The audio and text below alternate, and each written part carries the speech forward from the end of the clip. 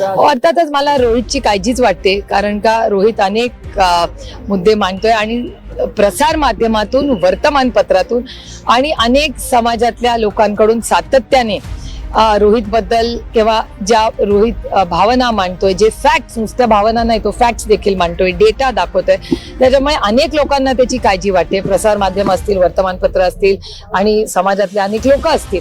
आणि अर्थातच मला असं वाटतं, मी महाराष्ट्र सरकारला विनंती करीन की आपण सगळ्यांनी ज्या पद्धतीने रोहित लढतोय, त्याच्यामुळे रोहितला ही सिक्युरिटी द्यावी.